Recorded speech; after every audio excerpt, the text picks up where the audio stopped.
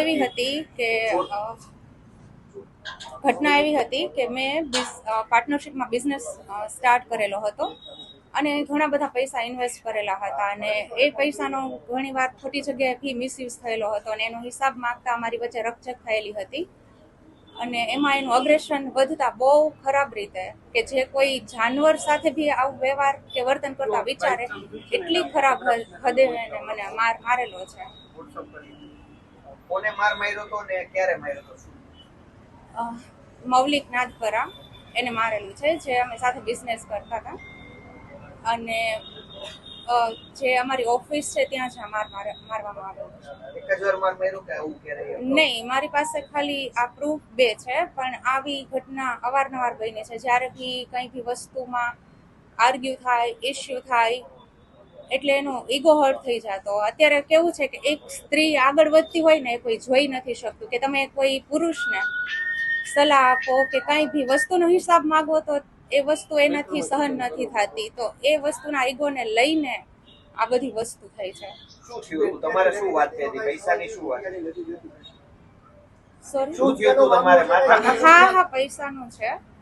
માથાકૂટ એ જ હતી કે હિસાબ માંગતા, જે હિસાબ મળતો હતો નહીં અને ઘણા બધા પૈસાનું ઘણા જે ટ્રાન્ઝેક્શન થયેલા હતા એની મને જાણ હતી નહીં, એ બધાનો હિસાબ માંગતા તથા બીજી બી ઘણી અને પર્સનલ બી ઘણી રીતે યુઝ કરેલા છે, તો એ બધાનો હિસાબ માંગતા આ બધી વસ્તુ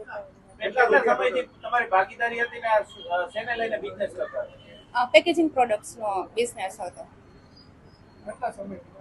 3 વર્ષથી 2022માં અમે સ્ટાર્ટ કરેલું હતું. એને એવું કહેલું હતું કે એમની પોતાની મેન્યુફેક્ચરિંગ ફર્મ છે, એની પોતાની ઓફિસ છે, એનું પોતાનું બધું જ છે, એવી રીતે કહીને ઇન્વેસ્ટ કરાવેલા હતા મારી પાસેથી અને પછી ખબર પડી કે એની પોતાની ફેક્ટરી નથી, એ પોતે ટ્રેડિંગ કરે છે. એ બધી વસ્તુની જાણ પછી થઈ અને બિઝનેસમાં ટોટલી ઇન્વેસ્ટમેન્ટ મારું હતું, એનું કંઈ બી ઇન્વેસ્ટમેન્ટ હતું નહીં અને એ જે પૈસા મેં ઇન્વેસ્ટ કરેલા હતા જે ફર્મમાં યુટિલાઇઝ થવા જોઈએ હતા એના બદલે એની બીજી ફર્મમાં યુઝ થતા એ ફંડ.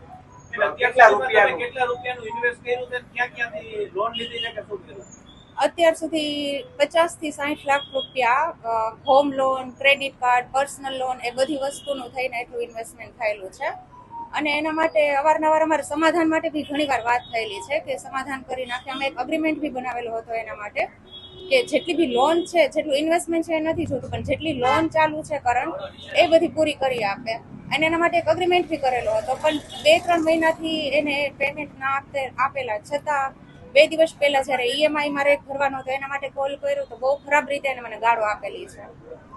તમે પોલીસમાં ગયા છો, શું પોલીસ ફરિયાદ નોંધાવી છે, શું કહેવા લઈને?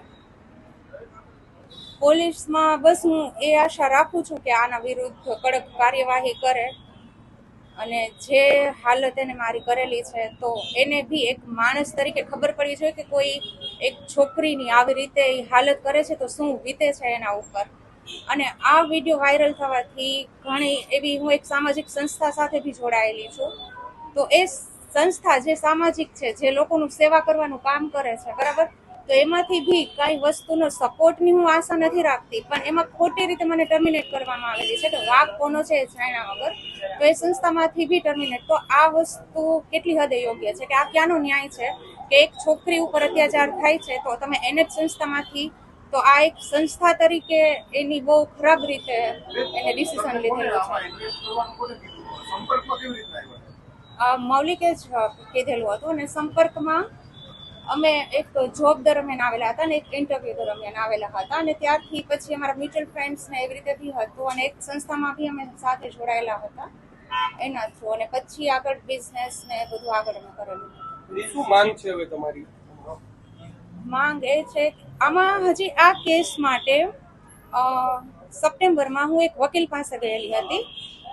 આખા મારા કેસની મેં ચર્ચા કરી વકીલને એક રેફરન્સ થ્રુ, જે બી મારી સાથે જે ક્લબમાંથી મને ટર્મિનેટ કરવામાં આવેલી છે ને એ વ્યક્તિ આ ક્લબમાં જોડાયેલો છે, એના રેફરન્સથી હું એક વકીલ પાસે ગયેલી હતી. પણ એ વકીલે અનએથિકલ રીતે મારી પાસે ફીની ડિમાન્ડ કરી અને પ્લસ 50% શેરિંગની, જે કંઈ બી રિકવરી મારી થાય એમાંથી 50% શેરિંગની વકીલે માંગ કરેલી છે, જે બાર કાઉન્સિલના એડવોકેટના જે રૂલ્સ છે એની વિરુદ્ધ છે.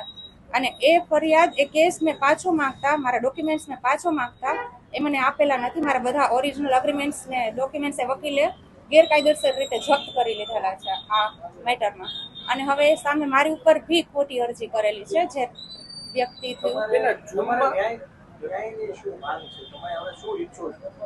ન્યાય બસ એ જ છે કે જેટલું મેં ઇન્વેસ્ટમેન્ટ કરેલું છે એ ઠીક, એ ના મળે તો બી કંઈ વાંધો નહીં, પણ જેટલી અત્યારે કરંટ મારી લોન ને એ બધું ચાલુ છે તો એનું પેમેન્ટ એ કરી દે. પ્લસ આ જે એને હાલત કરેલી છે મારી, તો એના પાછળ એની કડક કાર્યવાહી કરવામાં આવે, એને જેલમાં રાખવામાં આવે, એ મારી માંગ છે. અને એને છોડવામાં ન આવે. બેન, જૂનમાં આ તમારી સાથે મારામારી થઈ છે, હા, તો ફરિયાદ કરવામાં આટલો બધો સમય કેમ લગાડ્યો? ફરિયાદ કરવામાં કેમ કે સમાધાનની વાત ઘણી વાર થતી કે હું કરી આપીશ. ઇવન એના પપ્પાએ બી કીધેલું હતું. હું લાસ્ટ ટાઈમ અહીંયા મહિલા પોલીસ ચોકીએ હું ફરિયાદ કરવા આવેલી હતી, તો ત્યારે એના પપ્પાએ કીધેલું હતું કે હું બધું આપી દઈશ પૈસા. એના ભાઈએ કીધેલું હતું. એવી રીતે અવારનવાર અમારે સમાધાન થઈ જતું, પણ પછી એના પપ્પા કે એના ભાઈ તરફથી કોઈ જ જાતનો રિસ્પોન્સ ના મળતો અમને. દીકરી એક બાળક સાથે હોય ને તેની વચ્ચે પણ ઈ તમને હા, એની વચ્ચે બહુ ખરાબ રીતે એને મને મારી નાખવાની કોશિશ કરેલી છે. મારું ગળું દબાવી દીધું છે અને હું ઘણી વાર સુધી એમાં બેહોશ થઈ ગયેલી છું. બેન, આમાં કોઈ તમારી મદદે કોઈ આવ્યું હતું અત્યાર સુધીમાં? કે જે ઘટના બની છે ખૂબ ખરાબ રીતે વિડીયો આવ્યા છે, બોરને પણ ન મારે એવી રીતે કોઈ આવ્યું છે અત્યાર સુધીમાં મદદ? કે કોઈ સહારો દીધો? નહીં, એટલે અત્યારે વાત કરેલી છે બધાએ, પણ મદદે કોઈ નથી આવેલું. જે છે એ મોરલ સપોર્ટ કરે, કાં સલાહ આપે કે આમાં આવી રીતે કરો તેવી રીતે કરો, પણ મદદ કોઈ નથી કરતું. અત્યારે જે માર મારવામાં આવ્યો છે સીસીટીવીમાં છે, એ સિવાય તમને કઈ પ્રકારનું હેરેસમેન્ટ કરતા અને સતત શું તમારી સાથે એમની વાતચીત થઈ? સતત એટલે એ સિવાય બી ઘણી વાર અમે ક્યાંય બારે હોય કે ક્યાંય બી હોય તો ત્યાં બી એને મને માર મારેલો છે. ખરાબ રીતે વર્તન અને બહુ ગાળાગાળી તો બહુ ખરાબ રીતે કરેલી છે. બહુ ખરાબ લેંગ્વેજમાં મારી સાથે વાત કરેલી છે. અને મેટરમાં કંઈ હોતું નથી, નાની નાની વાતમાં એ અગ્રેસિવ થઈ જાય અને આવી રીતે એ માર મારતો અને ગાળાગાળી કરતો. બેન, મૌલિકનું બેકગ્રાઉન્ડ શું છે, ક્યાં રહે છે, એમના શું બિઝનેસ છે, શું કહેશો આને લઈને? બેકગ્રાઉન્ડ એ રહે છે આકાશવાણી ચોક પાસે. એનું એડ્રેસ તો મને ખબર નથી. આકાશવાણી ચોક પાસે રહે છે અને ધોરાજીનો છે વ્યક્તિ, અને એને ફેમિલી સાથે રહે છે. આ વિડીયોઝ જે આ રીતે આ હદ સુધી એ મને મારે છે, એ વિડીયોઝ એના ફેમિલીએ બી જોયેલા છે. એના મમ્મી પપ્પા, એમની ઘરવાળી, પણ એ કોઈએ કાંઈ એક્શન લીધેલા નથી. બેન, આ જે બિઝનેસ તમે કર્યો, આ જે ઘટનાઓ બની એને કારણે તમારું ફેમિલી કે બિઝનેસ થયું છે? હા, મારું ફેમિલી બહુ ઘણી રીતે, અને ખાસ કરીને છોકરી ઉપર બહુ માનસિક ઘણી અસર થઈ હતી. ઘણા દિવસ સુધી ડરી ગઈ હતી અને બહુ ખરાબ હાલત થઈ હતી. તમારા ફેમિલીનો તમને કેવો સપોર્ટ? મારા ફેમિલીનો મને પૂરેપૂરો સપોર્ટ છે આ બધી વસ્તુમાં. તમને હિંમત કોને આપી આ ફરિયાદ? મારી ફેમિલી છે અત્યારે મારી સાથે.